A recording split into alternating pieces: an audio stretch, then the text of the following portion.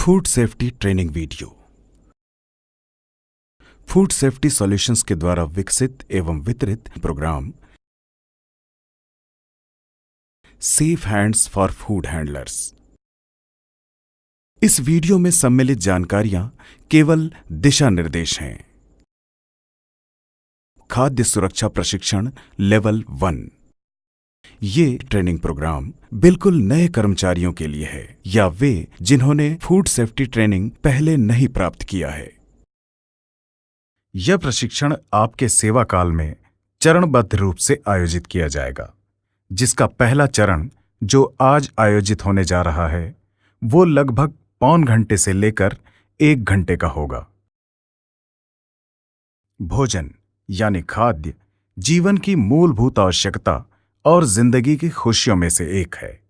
विशेषकर यदि मित्रों और परिवारजनों के साथ भोजन किया जाए तो ये खुशी और भी कई गुना ज्यादा बढ़ जाती है।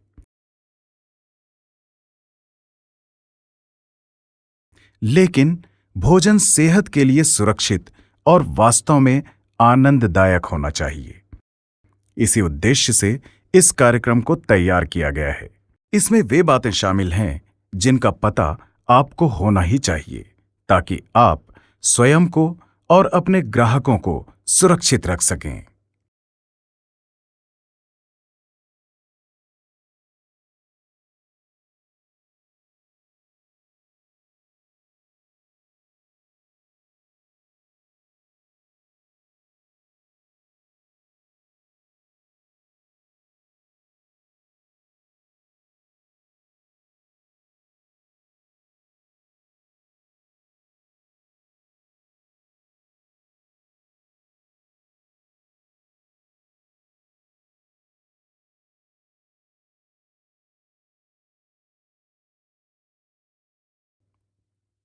खाद्य सुरक्षा कार्यक्रम। खाद्य सुरक्षा कार्यक्रम का उद्देश्य है खाद्य जनित समस्याओं में कमी लाना। खाद्य जनित समस्याओं को कभी-कभी फूड पॉइजनिंग यानी खाद्य विषाक्तता भी कहा जाता है। नवीनतम अध्ययन के मुताबिक प्रतिवर्ष प्रति 10,000 लोगों में 28 खाद्य जनित रोग के प्रकरण होते हैं, जिनमें से 55% लोग अपर्याप्त कुकिंग और भंडारण के कारण पीड़ित होते हैं। 24% लोग खराब साफ सफाई की वजह से पीड़ित होते हैं और 3% लोग असुरक्षित खाद्य स्रोतों के कारण इसकी चपेट में आते हैं। इनके अलावा बहुत से भोजन विषाक्तता के प्रकरण या तो दर्ज नहीं हो पाते या फिर जिनकी सूचना नहीं दी जाती, क्योंकि पीड़ित लोग बहुत हल्के लक्षणों से पीड़ित होते हैं और जल्दी ही ठीक भी हो जाते हैं। देखते हैं कुछ तथ्य। भोजन की एक बड़ी मात्रा प्रदूषित होती है खराब हैंडलिंग के कारण, निर्माण के दौरान, प्रसंस्करण, परिवहन के दौरान, तैयारी के दौरान और या फिर भंडारण के समय। आइए देखते हैं खाद्य परिसरों में कैसे खाद्य निरीक्षकों के द्वारा वर्ष में 1 या 2 बार निरीक्षण करके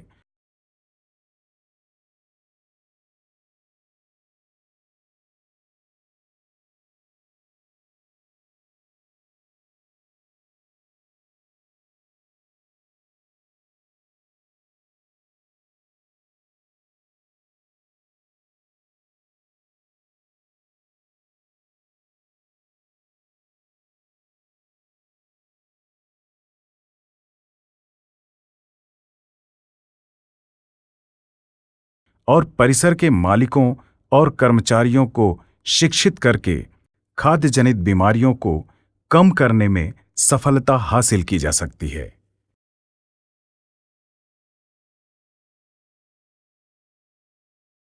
इस चरण में जो विषय शामिल हैं वे हैं भोजन सुरक्षा, इसकी कार्यविधि और दुष्प्रभाव, भोजन तापमान हैंडलिंग एक श्रेष्ठ अभ्यास के रूप में, खतरनाक तापक्रम स्तर, खपत के विभिन्न चरण जिससे भोजन या खाद्य गुजरता है, जिनमें शामिल हैं क्रय, भंडारण, पकाना, परोसा जाना, व्यक्तिगत स्वच्छता और अस्वच्छता कारक आदतें, हाथ धोने की तकनीक और कब हाथ धोना चाहिए।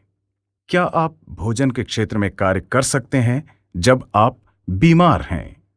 सफाई और स्वच्छता, कीटनाशन और कचरों का प्रबंधन। चलिए शुरुआत करते हैं खाद्य सुरक्षा से। खाद्य सुरक्षा क्या है? भोजन को इस ढंग से तैयार करना या पकाना और भंडारण करना कि वो ऐसे हानिकारक बैक्टीरिया और टॉक्सिन्स से मुक्त रह सके जो भोजन को असुरक्षित बनाते हैं, या वे परिस्थितियां और बातें या व्यवहार जो खाद्य जनित बीमारियों और खाद्य प्रदूषण से बचाने के लिए गुणवत्ता का संरक्षण करते हैं।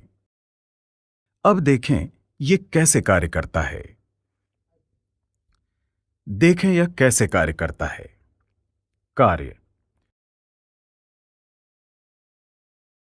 भोजन कई तरह से प्रदूषित हो सकता है। कुछ भोज्य उत्पादों में पहले से ही बैक्टीरिया या परजीवी रहते हैं। पैकेजिंग के दौरान जीवाणु या जर्म्स फैल या पनप सकते हैं यदि सही प्रहस्तन नहीं किया जाए। सही ढंग से नहीं पकाया जाना या सही ढंग से भंडारण नहीं किया जाना प्रदूषण का कारण बन सकता है। उचित प्रहस्तन और भोज्य पदार्थों की सही तैयारी खाद्य जनित रोगों को बहुत ही कम कर देते हैं। और अब देखें इसके दुष्प्रभाव यानी साइड इफेक्ट्स। खराब प्रहस्तन और अपर्याप्त सुरक्षा से प्रदूषण या इन्फेक्शन हो जाता है।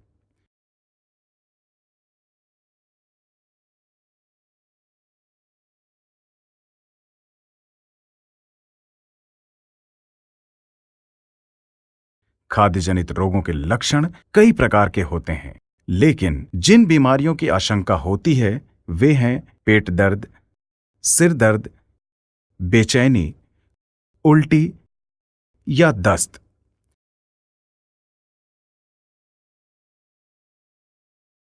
भोजन जनित बीमारियां गंभीर हो सकती हैं और जान का खतरा भी इनसे संभव है।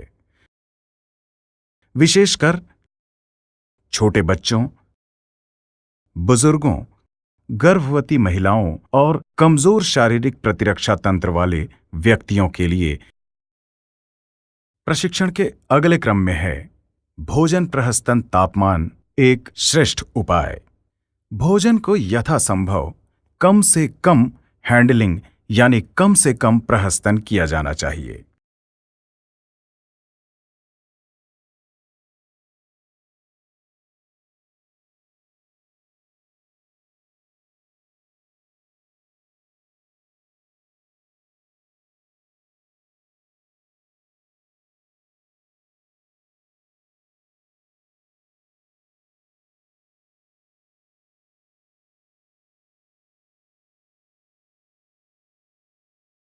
क्योंकि तापमान की बात करें तो शारीरिक तापमान के आसपास सबसे ज्यादा पनपते हैं बैक्टीरिया और ये अनेक तापक्रमों में वृद्धि करते हैं। -4 डिग्री सेंटीग्रेड के ताप में बैक्टीरिया मरते नहीं हैं, लेकिन ये तापमान उनकी वृद्धि के लिए बहुत कम होता है, यानी -4 डिग्री सेंटीग्रेड में ये वृद्धि नहीं कर पाते हैं। ठीक इसी तरह 63 डिग्री सेंटीग्रेड या अधिक का तापमान बैक्टीरिया के लिए बहुत ज्यादा गर्म होता है, यानी 63 डिग्री सेंटीग्रेड में ये वृद्धि नहीं कर पाते हैं। भोजन का सही भंडारण करना चाहिए, जैसे कि कच्चे और तैयार भोजन को अलग अलग भंडारित करें। शीत भंडारण का तापमान 0 डिग्री सेंटीग्रेड से 4 डिग्री सेंटीग्रेड के बीच होना चाहिए।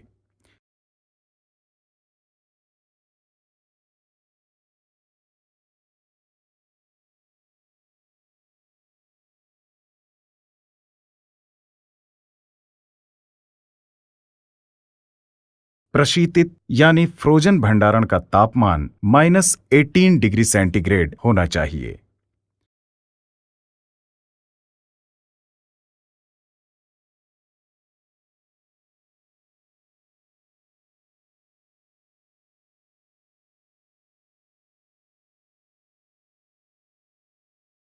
गर्म भोज्य पदार्थों का ताप 63 डिग्री सेंटीग्रेड या उससे ज्यादा ही होना चाहिए।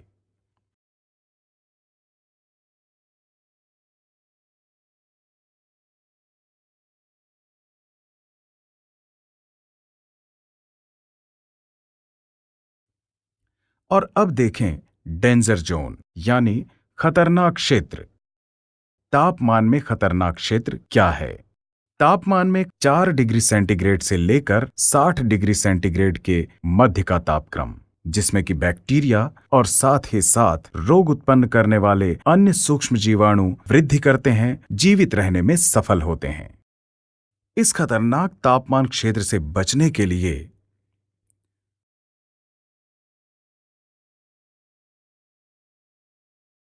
भोज्य पदार्थों को बाहर में बिना देखभाल के नहीं छोड़ना चाहिए।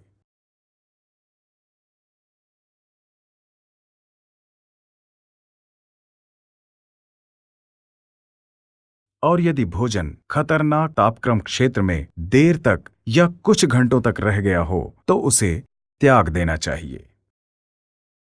यदि भोजन को तुरंत न परोसा जाने वाला हो और या फिर उसे तुरंत आगे और प्रसंस्कृत न किया जाने वाला हो तो उसे जितनी जल्दी संभव हो 0 डिग्री सेंटीग्रेड से -4 डिग्री सेंटीग्रेड तक ठंडा कर लिया जाना चाहिए।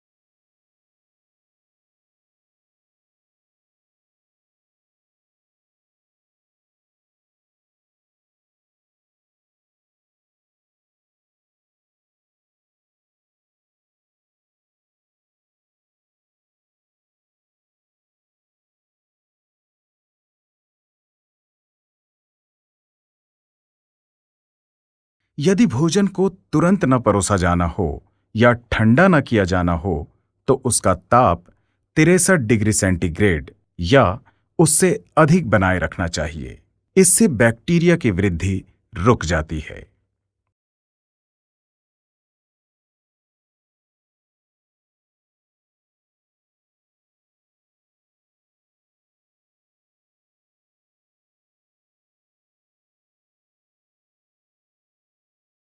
ऐसा खास तौर पर oven, steam tables, holding pots या चैफिंग पैन्स में किया जाता है। अगले क्रम में हमारा विषय है विभिन्न क्रम जिनसे खाद्य पदार्थ गुजरते हैं। ये क्रम हैं खरीदना और प्राप्त करना, भंडारण,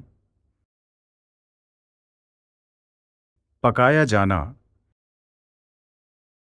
परोसा जाना, व्यक्तिगत स्वच्छता, साफ किया जाना, कीटनाशन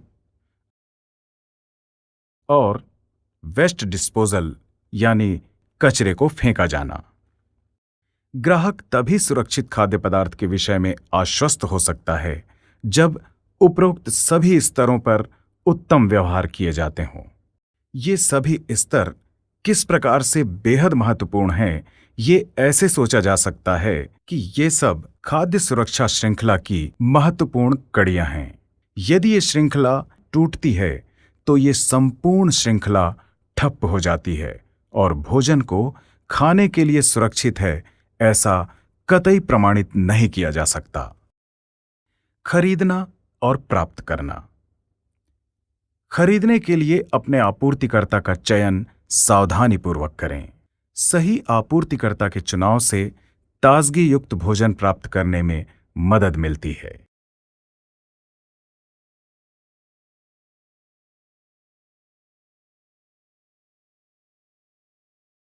जबकि भोजन को लेते वक्त जो सावधानियां रखनी चाहिए वो हैं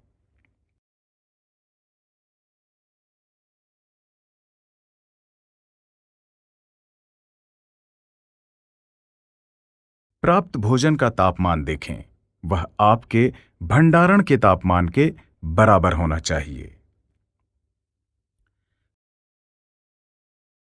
हमेशा ही निरीक्षित स्रोतों से खरीदे गए ए ग्रेड के अंडों, पाश्चरीकृत दुग्ध उत्पाद और मांस का उपयोग करें।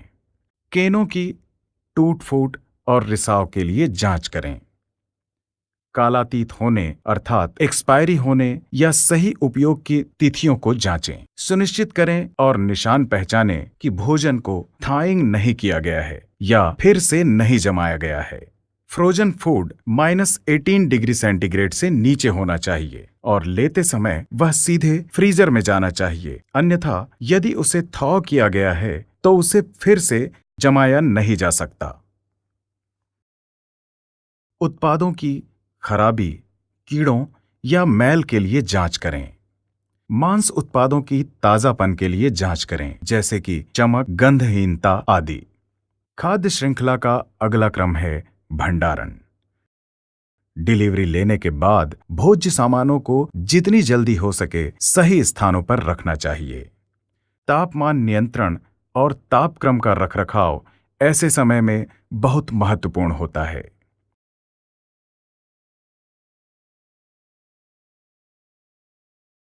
जमे हुए भोज्य का भंडारण -18 डिग्री सेंटीग्रेड पर होना चाहिए। रेफ्रिजरेटर और उसका डिस्प्ले यूनिट 4 डिग्री सेंटीग्रेड या उससे भी कम पर होना चाहिए। शुष्क भंडारण क्षेत्र 10 डिग्री सेंटीग्रेड से 21 डिग्री सेंटीग्रेड के बीच होना चाहिए। कच्चे, खाने के लिए तैयार या पके पकाए भोजन को अलग रखना चाहिए। कच्चे पदार्थों को तैयार या पके पदार्थों के ऊपर ना रखें, क्योंकि कच्चे पदार्थ से गिरने वाली बूंदें या टुकड़े आदि पके या फिर तैयार पदार्थों को प्रदूषित कर सकते हैं। भोजन सदैव ढांक कर रखें। सभी भोज्य सामानों में पर्चियां लगी होनी चाहिए। भंडारण को रोटेट करें।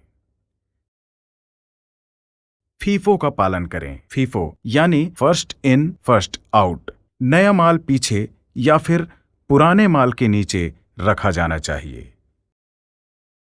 संपूर्ण भोज्य पदार्थों को फर्श से यानी जमीन की सतह से 15 सेंटीमीटर या 6 इंच की ऊंचाई पर ही रखा जाना चाहिए, ताकि फर्श की सफाई और कीटनाशन में सहूलियत हो। अब बारी है पकाए जाने की। पकाने के लिए भोजन फ्रिज से लिया जाता है और उस ताप तक गर्म किया जाता है जिसमें बैक्टीरिया मर जाते हैं। भीतरी पाक तापमान सभी पदार्थों के लिए है 75 डिग्री सेंटीग्रेड। उल्लेखनीय है कि आंतरिक पाक तापमान का अर्थ है भोजन के भीतर का ताप, न कि ओवन, ग्रिल या फिर तेल का तापमान। ताप मापन के लिए एक अच्छा थर्मामीटर लें और उसे भोजन के मोटे हिस्से में लेकिन हड्डी से दूर डालें। भरे जाने वाले सामान को अलग से पकाएं, लेकिन स्टफ मीट यानी भरवा मांसाहार के लिए ये सुनिश्चित करें स्टफिंग का तापमान भी 75 डिग्री सेंटीग्रेड तक या फिर उससे ज्यादा तापमान तक पहुंचे।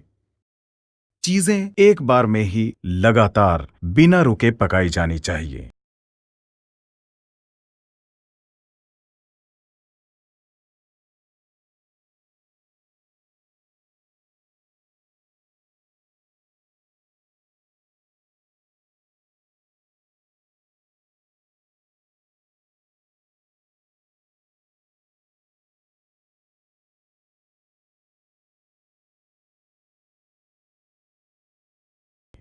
ओवन, फ्रायर आदि को ओवरलोड नहीं करना चाहिए, क्योंकि ओवरलोड की स्थिति में ऊष्मा सभी तरफ एक समान नहीं फैल पाता।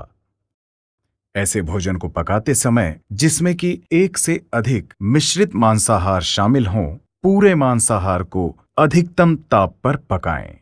भोज्य परिसर नियमन के अनुसार न्यूनतम आंतरिक पाक तापमान है पूरे पोल्ट्री के लिए यानी साबुत मुर्ग के लिए 82 डिग्री सेंटीग्रेड या 180 डिग्री फ़ारेनहाइट। पोल्ट्री जो साबुत नहीं यानी टुकड़े या कतरे हुए। 74 डिग्री सेंटीग्रेड अर्थात 165 डिग्री फ़ारेनहाइट। कतरे हुए मांस मुर्ग को छोड़कर इसके लिए तापक्रम है 71 डिग्री सेंटीग्रेड या 160 डिग्री फ़ारेनहाइट। सूअर का मांस साबुत 71 डिग्री सेंटीग्रेड अर्थात 160 डिग्री फ़ारेनहाइट। मछली पकाने के लिए तापक्रम है 70 डिग्री सेंटीग्रेड अर्थात 158 डिग्री फ़ारेनहाइट। सुविधा और सरलता के लिए याद रखा जा सकता है कि साबुत मुर्ग को छोड़कर अन्य सभी के लिए न्यूनतम भीतरी पाक तापमान है 75 डिग्री सेंटीग्रेड यानी 75 डिग्री सेंटीग्रेड। और अब देखें परोसा जाना। ग्राहकों को चाहे परोसा जाए या फिर वे स्वयं परोसें, ध्यान रहे भोज्य प्रदूषित न हो और तापमान में अधिक परिवर्तन न हो। परोसने वाले व्यक्तियों को छुरी, कांटा व चम्मच के उपयोग की तरफ नहीं छूना चाहिए।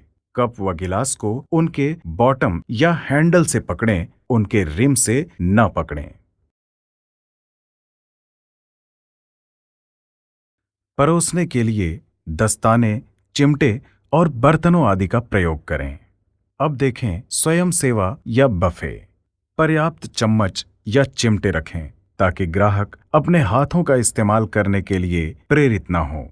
भोजन को छींक गार्ड या अन्य शील्डिंग की सहायता से बचाकर बफे काउंटर में रखें। पुराने और नए खाद्य को न मिलाएं। सुनिश्चित करें कि सही ठंडा व सही गर्म तापमान बफे काउंटर पर हमेशा रहे। अब देखें व्यक्तिगत साफ सफाई एक अच्छी आदत। भोजन पदार्थों के वातावरण में कार्य करने के पूर्व कामगारों को तय करना चाहिए कि वे स्वयं व्यक्तिगत रूप से भोज्य को जोखिम में न डाल सकें और स्वच्छता के द्वारा उच्च स्तरीय स्टैंडर्ड्स का उदाहरण प्रस्तुत करना चाहिए। खाद्य कर्मियों को हल्के रंग के कपड़े पहनना चाहिए क्योंकि उनमें जमा धूल जल्दी दिख जाती है और धूल में सूक्ष्म जीवाणु हो सकते हैं। हल्के रंग कार्मिकों को उनके कपड़ों को छूने से या हाथ पोंछने से हतोत्साहित भी करते हैं, जिससे प्रदूषण का खतरा कम होता है। जब कपड़ा गंदा दिखने लगे तो समझें कि कपड़ा बदलने का समय आ गया है। खाद्य परिसर नियमन की आवश्यकता है कि भोजन को हैंडल करने वाले हमेशा साफ कपड़े पहने। नियमित रूप से हाथ धोना। हाथ बड़ी आसानी से प्रदूषित होते हैं। उंगलियों के पोर, जोड़ आदि में मैल जमा होते हैं, जिस मैल में सूक्ष्म जीव इकट्ठे होते हैं, जिन्हें धोना बहुत ही मुश्किल पड़ता है। इसलिए हाथ नियमित रूप से धोने चाहिए। नाखून छोटे होना चाहिए क्योंकि सामान्य धुलाई नाखून के नीचे की जगह तक नहीं पहुंच पाती। नेल पॉलिश नहीं लगाना चाहिए क्योंकि वो पपड़ी में निकलकर भोजन में मिल सकता है। साथ ही नेल पॉलिश लगाने वाला व्यक्ति नेल ब्रश का उपयोग करना पसंद नहीं करता। गहने भी नहीं पहनने चाहिए क्योंकि ये भी मैल समेट सकते हैं, गिर सकते हैं या यंत्रों अथवा कलपुर्जों में फंस सकते हैं। जले कटे के जख्म को ढांक कर रखें। बाल हमेशा बांधकर और ढांक कर रखें। सिर में हेयर नेट या फिर कैप पहन कर रखें। खाद्य परिसर नियमन कहता है कि फूड हैंडलर को हेड गियर्स पहनना चाहिए जो बालों को सीमा में रखता है। इत्र, दुर्गंधनाशक, आफ्टर शेव या मेकअप की अधिकता न करें। रेडी टू ईट भोज्य के लिए दस्ताने। याद रखें डिस्पोजेबल दस्ताने भी खुले हाथों की तरह प्रदूषित हो सकते हैं, इसलिए दस्ताने भी नियमित रूप से बदलते रहना चाहिए, वरना इन दस्तानों से ही प्रदूषण हो सकता है। अस्वच्छता कारक व्यवहार।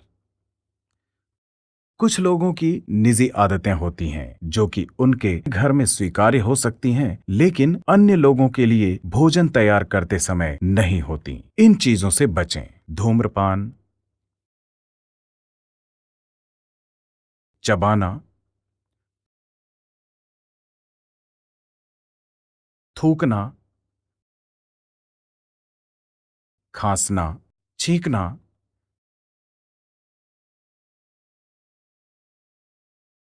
भोजन को उंगली से चखना। सही तरीका यह है कि डिस्पोजेबल चम्मच का उपयोग किया जाए और चम्मच को तुरंत फेंक दिया जाए।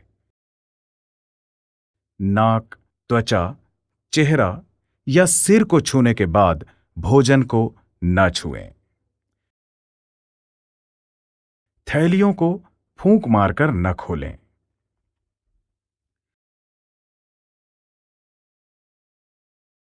टॉयलेट जाकर आने के बाद हाथ नहीं धोना बहुत गलत है। पेशाब करने या शौच करने के बाद महत्वपूर्ण है हाथ धोना। लोगों को जानकारी शायद न हो कि सूक्ष्म जीवों को रोकने के लिए टॉयलेट पेपर सही रुकावट नहीं है और वे उससे होकर गुजर जाते हैं। इस माध्यम से बहुत से भोजन जनित रोग फैलते हैं। मल में बहुत से सूक्ष्म जीवाणु पाए जाते हैं और अगर वे भोजन में मिल जाएं तो बहुत सी बीमारियां फैलाते हैं। हाथ धोने के 6 चरण। हाथ धोना एक इकलौता और सबसे महत्वपूर्ण तरीका है रोगों को फैलने से रोकने का। उचित ढंग से हाथ धोना एक भोजन से दूसरे में रोग फैलने से रोकता है। साथ ही शरीर से भोजन में प्रदूषण फैलने से रोकने के लिए भी हमेशा हाथ धोने चाहिए। आइए देखें हाथ धोने का सही तरीका। हाथ गुनगुने गर्म पानी से गीला करें। अब तरल साबुन लें।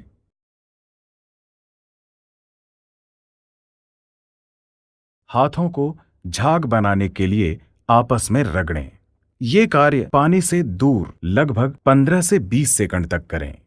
ऐसा करते समय झाग को न धोएं। हाथ के आगे और पीछे दोनों तरफ धोएं।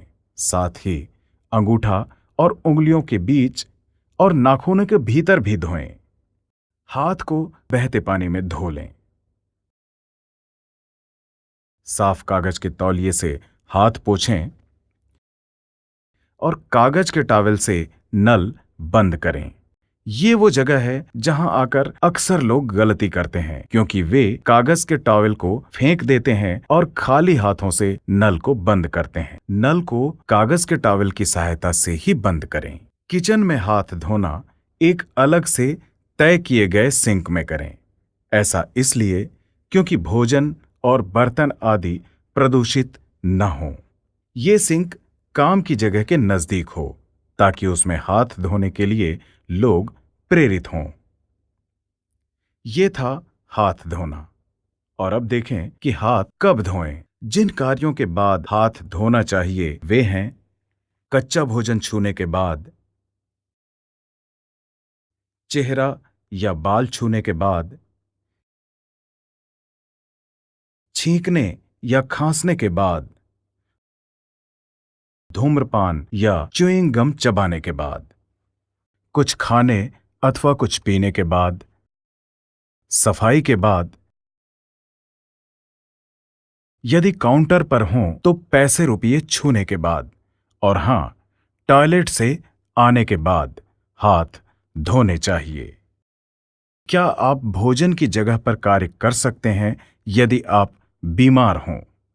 जान लें, यदि आप उल्टी या दस्त से पीड़ित हैं और भोजन के समीप कार्य कर रहे हैं तो भोजन की सुरक्षा को जोखिम में डाल रहे हैं। बीमारी की अवस्था में शरीर से स्वस्थ होने की स्थिति की तुलना में ज्यादा रोगकारक जीवाणु निकलते हैं।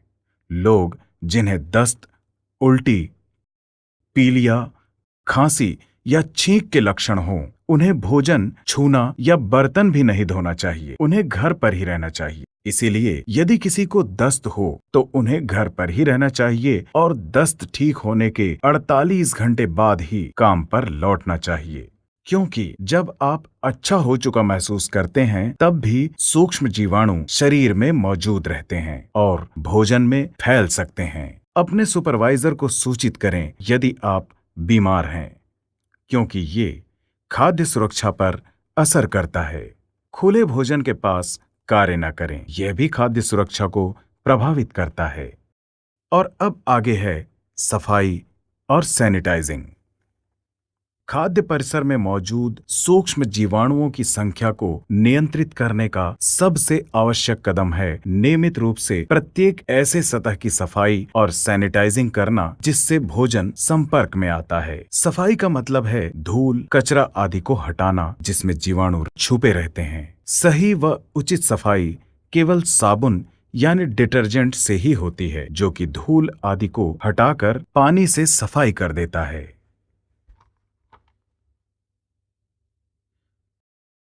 पोछा करने के गीले कपड़े सूक्ष्म जीवाणुओं को पनपने के लिए सर्वश्रेष्ठ अवसर और स्थान प्रदान करते हैं। गंदे कपड़े से पोंछना केवल बैक्टीरिया को फैलाता है। उन्हें नियमित रूप से धुलाएं, खासतौर पर तब जब ये कच्चे मांस या फिर उनके रस के संपर्क में आए। सैनिटाइज करना। सैनिटाइजर्स अनिवार्य हैं क्योंकि वे जीवाणुओं को खत्म करने में सहायता करते हैं। अलग अलग निर्माताओं के पास अलग अलग सैनिटाइजर्स उपलब्ध होते हैं। इन सैनिटाइजर्स का प्रमुख सक्रिय घटक सामान्यतया इनमें से कोई रसायन होता है। आयोडीन 25 पार्ट्स पर मिलियन सांद्रता युक्त आयोडीन 24 डिग्री सेंटीग्रेड तापमान का पानी और संपर्क समय 45 सेकंड। या फिर क्लोरीन 100 पार्ट्स पर मिलियन सांद्रता युक्त क्लोरीन 24 डिग्री सेंटीग्रेड तापमान का पानी और संपर्क समय 45 सेकंड। एक आसानी से उपलब्ध और कम कीमत का सैनिटाइजर वो है ब्लीच। 100 पार्ट्स पर मिलियन क्लोरीन का विलयन बनाने के लिए 10 मिलीलीटर यानी 2 चाय के चम्मच ब्लीच को मिलाएं 4 लीटर पानी में। घोल तैयार है। रासायनिक सैनिटाइजिंग के लिए जांच पट्टियां उपलब्ध होनी चाहिए। और अब इन पर ध्यान दें। किचन के स्टाफ को ध्यान रखना चाहिए कि वे किचन के कार्यक्षेत्र और यंत्रों को साफ और स्वास्थ्यकर रखें। हमेशा सफाई और सैनिटाइजिंग की सही विधि ही अपनाई जानी चाहिए। जैसे कि कोई भी खाद्य सामान या बिखराव गिर गया हो तो उसे नष्ट कर दें। उसके बाद साबुन पानी से साफ करके रगड़ के पोंछ दें।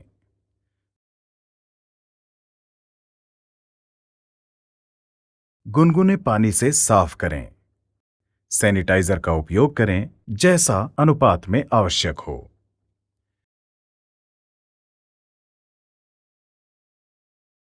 भोजन हमेशा साफ सतह पर रखें। सफाई के लिए बिल्कुल सही उत्पादों और यंत्रों का उपयोग करें। सफाई करने के सामानों को सफाई भंडार में ही रखें। और अब अगला क्रम कीट नियंत्रण। इंसेक्ट्स और रोडेंट्स धूल और सूक्ष्म जीवों को अपने पैरों के बाल और मल के द्वारा फैलाते हैं। इनके परिणाम स्वरूप भोजन बर्बाद हो जाता है। इनका नियंत्रण करना सामान्य है। इन्हें भोजन और आश्रय मिलने न दें। एक बार ये आ जाएं तो इन्हें रोकना बहुत मुश्किल होता है। इसलिए इनका रोकथाम बेहद महत्वपूर्ण है। एक खाद्य कर्मी के रूप में आपकी ये जिम्मेदारी है कि आप कीट दिखने या उसके कोई भी लक्षण दिखने पर तुरंत सूचित करें। कुछ बातें जिन पर ध्यान देना चाहिए वे हैं रोडेंट्स और इंसेक्ट्स। कुछ खास निशान देखें जैसे पैरों के निशान, ड्रॉपिंग्स, जाले आदि या फटे हुए पैकिंग्स। यदि इनमें से कुछ भी मिले तो तुरंत प्रभारी को सूचित करें ताकि वे तुरंत उचित कार्यवाही कर सकें। दरवाजों और खिड़कियों में स्क्रीन लगाएं ताकि फ्लाइज बाहर ही रहें। यदि परिसर में कोई भी छेद दिखे तो उसकी सूचना दें। आने वाले सामानों की इन्फेस्टेशन के लिए जांच करें। इनके भोजन या पानी के स्रोत खत्म कर दें। रिसने वाली टोंटियों को बंद करें और सिंक, बाल्टी आदि में पानी कभी न छोड़ें। स्टॉक को रोटेट करें और पहले आए पहले जाए का पालन करें। भोजन को हमेशा ढांक कर रखें और साथ ही कचरा और कचरे के डिब्बे को भी हमेशा ढांक कर रखें। आइए देखें वेस्ट डिस्पोजल। कीटों को आकर्षित होने से रोकने के लिए बेकार सामग्री के निस्तारण की प्रणाली का पालन करें और इसके लिए कचरा पेटियों का इस्तेमाल करें। कचरा पेटियां भर जाएं तो किचन के कार्यकर्ता को सूचना दें ताकि पेटी हटाई जा सके और साफ की जा सके। ध्यान रखें, कचरा पेटियां ढकी रहें। कचरा या बेकार सामग्री को हाथ लगाने के बाद हाथ धोना कभी न भूलें। आइए आज जो कुछ हमने जाना उसे एक बार फिर से देखें। भोजन सुरक्षा, इसकी कार्यविधि और दुष्प्रभाव। भोजन तापमान हैंडलिंग एक श्रेष्ठ अभ्यास के रूप में। खतरनाक तापक्रम स्तर, खपत के विभिन्न चरण जिससे भोजन या खाद्य गुजरता है, जिनमें शामिल है क्रय, भंडारण, पकाना, परोसा जाना। व्यक्तिगत स्वच्छता, स्वच्छता और अस्वच्छता कारक आदतें। हाथ धोने की तकनीक और कब हाथ धोना चाहिए। क्या आप भोजन के क्षेत्र में कार्य कर सकते हैं जब आप बीमार हैं? सफाई और स्वच्छता, कीटनाशन और कचरों का प्रबंधन।